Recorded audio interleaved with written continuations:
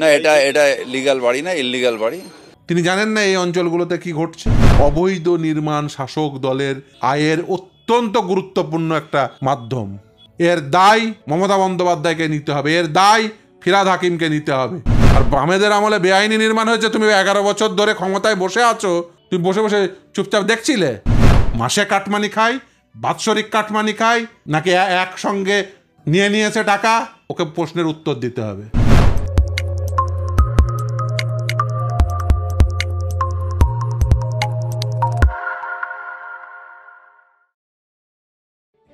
নমস্কার, আপনারা দেখছেন দ্য ইন্ডিপেন্ডেন্ট বেঙ্গল।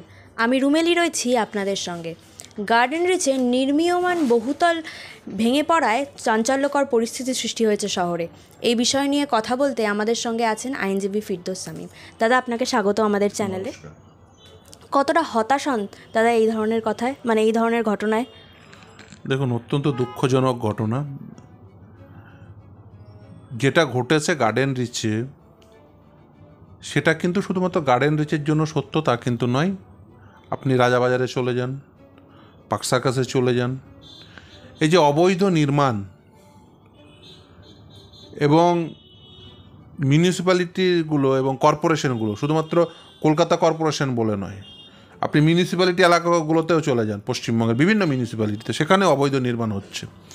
এবং সেটা মূলত হচ্ছে শাসক দলের পৃষ্ঠপোষকতা। আমি সরাসরি বলতে বাধ্য হচ্ছি, এই অবৈধ নির্মাণের ফলে এবং বিশেষ করে নিয়ম নীতিকে লঙ্ঘন করে এই ধরনের নির্মাণের ফলে মানুষ বিপদের মুখে পড়ছে। আজকে হয়তো ওই নির্মাণটি ভেঙে গেছে, কিন্তু ওটা হতে পারত যে ধরুন হস্তান্তর করে দিল, তার সঠিক গুণগত মান ছিল না, যে প্ল্যান স্যাংশন ছিল সেই স্যাংশন প্ল্যান অনুযায়ী বা আদৌ ছিল কি না এই নিয়ে তদন্ত হওয়া উচিত। এবং শুধুমাত্র ওই বিল্ডিংয়ের সাপেক্ষে তদন্ত হওয়া উচিত তা কিন্তু নয়।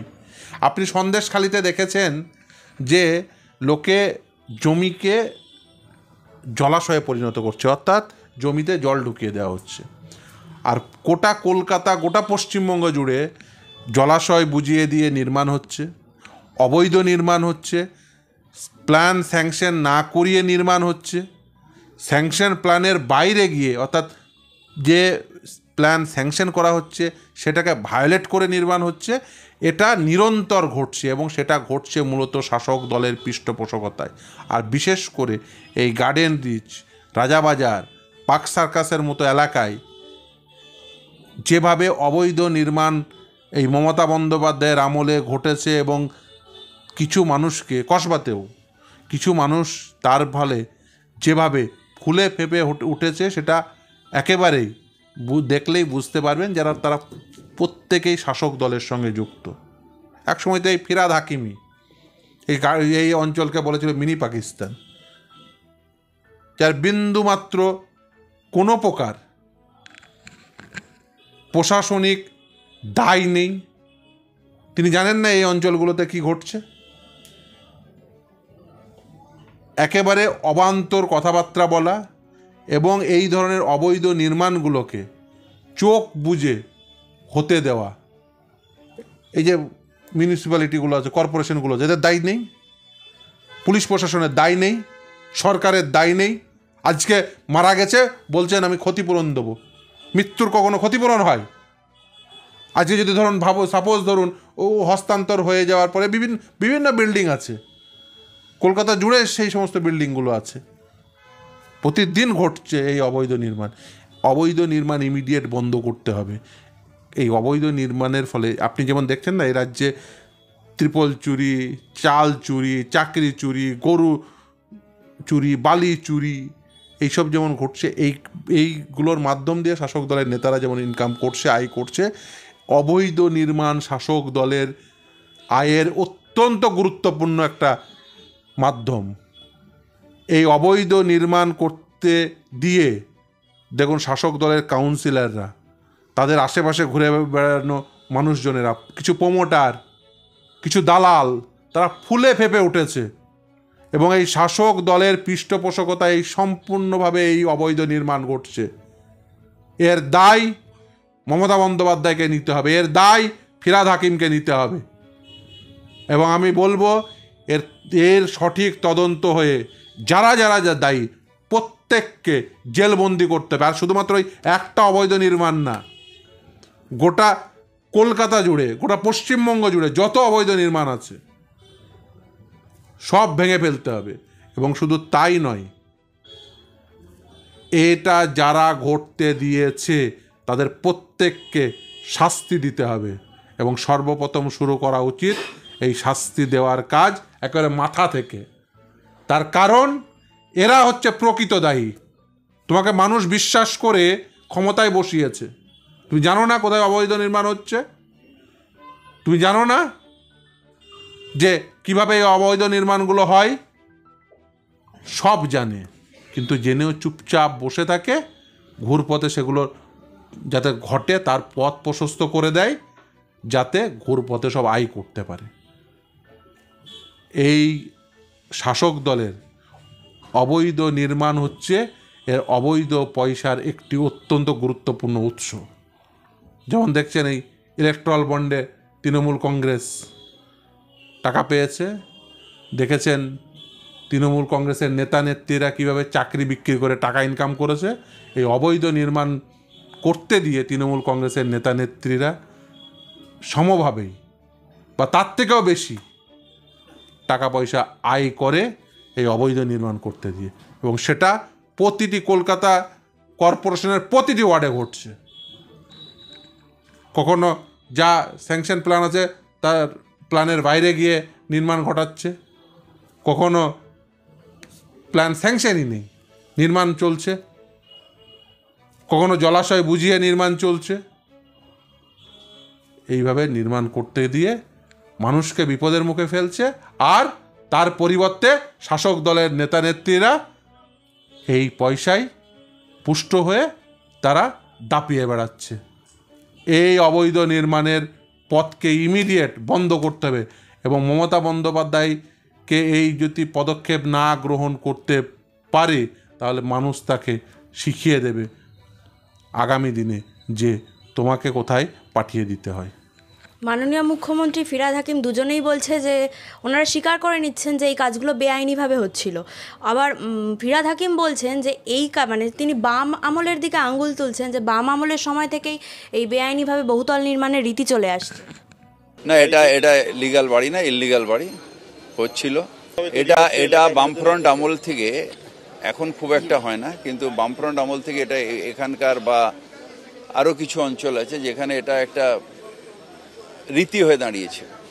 মানে বাম আমলে আমি তর্কের খাতিরে ধরেও নিলাম যে বাম আমলে সব বেআইনি নির্মাণ হয়েছে। তো তুমি 11 বছর কি করছিলে বন্ধু? তুমি 11 বছর কি করছিলে?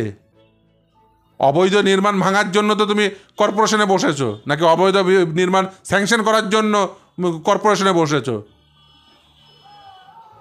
সর্বপ্রথম তো তৃণমূল কংগ্রেসের উচিত সর্বপ্রথম এই দুজনের বিরুদ্ধে আন্দোলনে নামা, যে বামেদের আমলে বেআইনি নির্মাণ তুমি কেন রেখে দিয়েছ,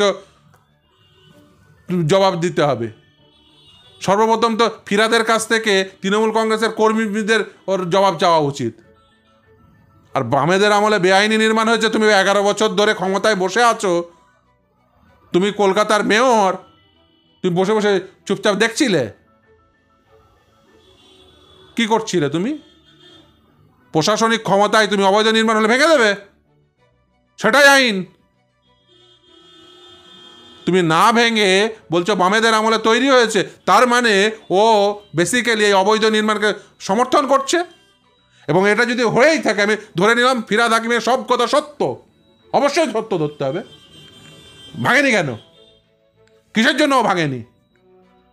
ও এটা জানার পরেও ভাঙেনি, মানে ও বেসিক্যালি এই যারা অবৈধ নির্মাণ করেছে, অর্থাৎ যারা চুরি করেছে, যারা অবৈধ নির্মাণ করেছে তাদের সমর্থন করেছে। বেসিক্যালি অবৈধ নির্মাণকে ও পেট্রোনেজ দিয়েছে, ও সমর্থন করেছে, ও সমর্থনকারী। ইমিডিয়েট ওকে জেলে ভরা উচিত। যে বামেদের আমলে অবৈধ নির্মাণ তুমি সমর্থন করে আসছো কেন? মমতা বন্দ্যোপাধ্যায় উচিত ওকে ঘাট চেপে ধরে জেলে ভরা। যে তুমি বামেদের আমলের অবৈধ নির্মাণ, তুমি মেয়র আছো, তুমি বলছো তুমি জানো, তারপরেও তুমি অবৈধ নির্মাণ ভাঙোনি, কত ঘাট চেপে ধরে জেলে ভরা উচিত ইমিডিয়েট। এই স্টেটমেন্টের উপর ভিত্তি করে ওকে ঘাট চেপে ধরে জেলে ভরা উচিত। ইমিডিয়েট মমতা বন্দ্যোপাধ্যায়ের উচিত যে ওর বিরুদ্ধে ইমিডিয়েট ক্রিমিনাল অ্যাকশন নেওয়া। যে বামেদের আমলে সমস্ত অবৈধ নির্মাণ হয়েছে, তুমি মেয়র একটার বিরুদ্ধে ব্যবস্থা গ্রহণ করনি কেন? যদি তা না করে থাকো, কেন করনি জবাব দাও। সেই জবাব যদি স্যাটিসফ্যাক্টরি না হয়, ওকে ইমিডিয়েট ওর বিরুদ্ধে ক্রিমিনাল অ্যাকশন এবং সিভিল অ্যাকশন উভয় অ্যাকশন নেওয়া উচিত। আর যদি তারপরে মমতা ব্যানার্জি ওর বিরুদ্ধে ব্যবস্থা না নেয়, তাহলে জানতে হবে মমতা ব্যানার্জিও এর পিছনে আছে, এই অবৈধ নির্মাণগুলোর পিছনে। অর্থাৎ ফিরহাদ, মমতা সকলের যৌথ উদ্যোগে এই অবৈধ নির্মাণ চলছে। কাটমানি পায় তো, আসল কথা হচ্ছে কাটমানি পায়, উপর থেকে নিচে থেকে উপর পর্যন্ত সব কাটমানি পায়। যতজন কাটমানি খোর আছে, এই কাটমানি খোরদের যদি ঘাট চেপে ধরে না বের করতে পারেন, তাহলে জানবেন বিপদ আসন্ন। যে বিপদ আজকে ঘটেছে, এই অবৈধ নির্মাণ, এই যে ধরুন Rajabazar, Park Circus, Kasba, Garden Reach এলাকা জুড়ে হয়, জানে না? সব জানে, জানার পরেও চুপচাপ বসে আছে ওই একটাই কারণে, সব কাটমানি। যত এলাকা জুড়ে যা করছে দেখবেন অবৈধ নির্মাণ প্রতিটি ওয়ার্ডে ঘটছে। স্যাংশন প্ল্যান, তার বাইরে গিয়ে নির্মাণ। আর আপনি একটা ছোট্ট দেয়াল তুলতে যাবেন, এসে দাঁড়িয়ে পড়বে হাত পেতে, দাও নাহলে করতে দেবো না। এই তৃণমূল কংগ্রেস এই কালচার শুরু করেছে, এবং তৃণমূল কংগ্রেস যেহেতু এই কালচার শুরু করেছে, এর সমাপ্তি মানুষের হাতে হবে। এবং মানুষকে আহ্বান করব, আপনারা এর যোগ্য জবাব দিন। এরা থাকলে, এই কাটমানিখোর থাকলে, যতদিন থাকবে, এই অবৈধ পয়সা নেওয়ার ফন্দি যতদিন এদের আঁটতে দেবেন, ততদিন এরা আঁটতে পারবে যতদিন এরা প্রশাসনিক ক্ষমতায় থাকবে। এদের প্রশাসনিক ক্ষমতা থেকে ঘাট চেপে ধরে বের করে দিন, অবৈধ নির্মাণ চলে যাবে, চাকরি চুরি হবে না, গরু চুরি, বালি চুরি, তিরপল চুরি, চাল চুরি হবে না। সেটা যদি আটকাতে চান, এই কাটমানিখোর সরকার, এই চোরেদের সরকারকে ঘাট চেপে ধরে বের করে দিতে হবে। উনি বলছেন যে আগে বিএলআরও অফিস যেতে গেলে প্রমোটারদের পায়ের চটিক হয়ে যেত, সেই কারণে তারা ইলিগাল কাজকর্ম করতেন। এখন তো উনি বিএলআরও অফিসটাকে শিফট করেছেন কর্পোরেশনে, তারপরেও কেন এই ধরনের বেআইনি কাজ চলছে? বিএলআরওতে আগে যেতে যেতে পায়ের চটিক হয়ে যেত, তারা পারমিশন পেত না, সেই জন্য ইলিগাল করতো, আমি শুনেছি এসে। সেই জন্য বিএলআরও অফিসটাকেও নিয়ে গেছি কর্পোরেশনে, মানে অ্যাডেড এরিয়ার বিএলআর অফিসটাকে, ঠিকা টেনেন্সিটাকে একেবারে ইজি করে দিয়েছি। যাদের টাকা নেই তাদের মুখ্যমন্ত্রী ঘোষণা করেছেন বাংলার বাড়ি, সেটাও করছি। যেরকম চেতলায় টেতলায় সব G+3 গরিব মানুষের জন্য বাড়ি হচ্ছে, যেটা বাংলার বাড়ি বলছি। আমরা সব রকম চেষ্টা করি। তারপরে যদি কোন গলিতে কে ইলিগাল করছে, এটা আমাদের পক্ষে জানাটা খুব মুশকিল। তো তার জন্য এই প্রশ্নের উত্তর ওকে দিতে হবে, ফিরহাদকে দিতে হবে। কারণ এই প্রশ্নের উত্তর সব থেকে ভালো দিতে পারবে ফিরহাদ।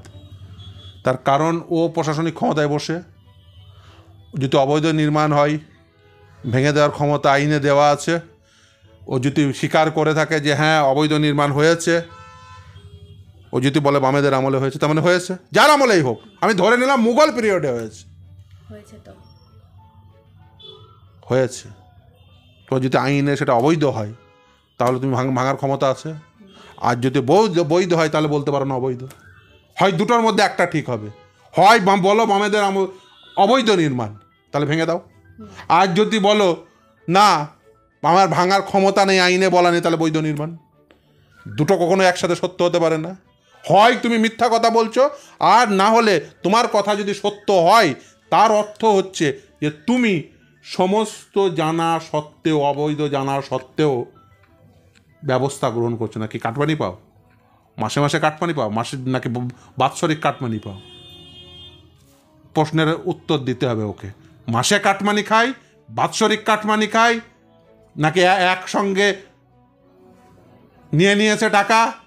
ওকে প্রশ্নের উত্তর দিতে হবে। যদি উত্তর না দিতে পারে, তাহলে জানবেন যে এর পিছনে ওর অন্য কোনো ফন্দি আছে। এবং এই নির্মাণ, অবৈধ নির্মাণ, আমি দায়িত্ব নিয়ে বলছি, কলকাতা জুড়ে, গোটা কলকাতা জুড়ে ঘটছে। শুধু কলকাতা নয়, গোটা পশ্চিমবঙ্গ জুড়ে ঘটছে। এবং সেই ঘটানোর পিছনে মূলত শাসক দলের নেতা নেত্রী, কাউন্সিলর, মেয়র সহ অন্য অনেকেই যুক্ত, এবং সরকারি আধিকারিকরাও যুক্ত। সব থেকে বড় কথা, এদের প্রত্যেকের বিরুদ্ধে ব্যবস্থা নিতে হবে। আর যদি ব্যবস্থা গ্রহণ করতে অক্ষম হয়, তাহলে জানতে হবে এর পিছনে সরকারিভাবেও এই গোটা স্ট্রাকচারটা দাঁড়িয়ে আছে, অর্থাৎ প্রাতিষ্ঠানিক দুর্নীতি। এবং এই আপনাকে আজকে আমি আপনার ক্যামেরায় বলছি যে গোটা পশ্চিমবঙ্গ সহ কলকাতা জুড়ে যে অবৈধ নির্মাণ হচ্ছে, এটা একটা প্রাতিষ্ঠানিক দুর্নীতি। এবং এখান থেকে হাজার হাজার কোটি টাকা উঠে আসে, হাজার হাজার কোটি টাকা। আপনি ওয়ার্ড ধরে ধরে দেখুন, এবং সেই টাকা শাসক দল আত্মসাৎ করে, এবং সেই টাকার আত্মসাৎ করার জন্যই আজকে এই দুর্ঘটনা ঘটছে। কিন্তু এলাকায় খোঁজ নিয়ে দেখুন, এই যে অবৈধ নির্মাণকারী প্রমোটাররা কাদের সঙ্গে ঘুরে বেড়ায়, সন্ধ্যাবেলায় কাদের সঙ্গে রঙিন জল নিয়ে বসে, সবাই জানে এলাকায়। এরা মূলত এই শাসক দলের সঙ্গে ঘুরে বেড়ায়, শাসক দলের সঙ্গে যুক্ত হয়েই এই অবৈধ নির্মাণগুলো করে। না হলে কারোর ক্ষমতা হবে না অবৈধ নির্মাণ করার। এই অবৈধ নির্মাণগুলোকে সব ভেঙে ফেলতে হবে। দার্জিলিংয়ে চা বাগান ঘেরা কমলালেবুর গ্রাম সৌরিনীতে এবং দাওয়াই পানিতে ঘরে বসেই কাঞ্চনজঙ্ঘার দৃশ্য উপভোগ করতে আড্ডাহাট হোমস্টে বুক করুন 9836499678 নম্বরে। শেষ প্রশ্ন, আমরা দেখছি মৃতের সংখ্যা বাড়ছে, 2 থেকে বেড়ে 5 হয়েছে। ফিরাদ হাকিম বলছে মৃতর পরিবারকে 5 লক্ষ টাকা এবং আহতদের পরিবারকে 1 লক্ষ টাকা করে দেওয়া হবে। টাকা দিয়ে কি সত্যি সব ক্ষতিপূরণ করা যায়? যারা মারা গেছেন, এক্ষুনি আমার সাথে মুখ্যমন্ত্রীর কথা হয়েছে, যারা মারা গেছেন তাদের 5 লাখ টাকা করে আমরা দেব ফ্যামিলিকে, আর যারা ইনজোর্ড তাদের 1 লাখ টাকা করে ফ্যামিলিকে দেব। একদমই নয়। দেখুন, মানুষের প্রাণের কোনো মূল্য হতে পারে না। ওরা এখন বিপদে পড়েছে। এই মানুষগুলো, যে পরিবারগুলো ধরুন আজকে এই বিপদে পড়েছে, তাদের শোক প্রকাশ করার কোনো ভাষা নেই আমার। কিছু মানুষের লোভ লালসার শিকার হচ্ছে এই মৃত্যু। যদি অবৈধ নির্মাণ না ঘটতো, সঠিক গুণগত মানসম্পন্ন ধরুন মেটেরিয়াল যদি থাকতো, তাহলে এইভাবে ভেঙে পড়তো না। খুব স্বাভাবিক, আইন মেনে যদি নির্মাণ হতো ভেঙে পড়তো না। কিন্তু এটা হয়েছে মানেই হচ্ছে যে বেসিক্যালি সঠিকভাবে নিয়ম মেনে এই বিল্ডিংগুলো তৈরি হচ্ছিল না, এবং সেটা হচ্ছিল না মূলত অতিরিক্ত লাভ করব, লোভ লালসাই হচ্ছে এদের মৃত্যুর কারণ। তার জন্য এই যে আজকে এই সাফাই গাইছেন, এই সাফাই যথেষ্ট নয়। এদের পিছনে যারা আছে, ওই শুধুমাত্র একটা প্রমোটারকে গ্রেপ্তার করে নিলাম তাই দায়মুক্ত হয়ে গেলাম তা তো নয়। প্রমোটার বিল্ডিং তুলেছে, এই বিল্ডিং কারো তো নাকের ডগায় উঠেছে, সে কাকে দিত, এই পুরো রুটটাকে আপনাকে আইডেন্টিফাই করতে হবে। আইডেন্টিফাই করে তাদের প্রত্যেককে শাস্তি দিতে হবে, এবং শুধুমাত্র ওই বিল্ডিংয়ের সাপেক্ষে শাস্তি দিলে হবে না। গোটা কলকাতা জুড়ে যতগুলো অবৈধ নির্মাণ হচ্ছে, প্রত্যেককে এই আইনের আওতাধীন করে তাদের বিরুদ্ধে বিধিবদ্ধ ব্যবস্থা গ্রহণ করতে হবে।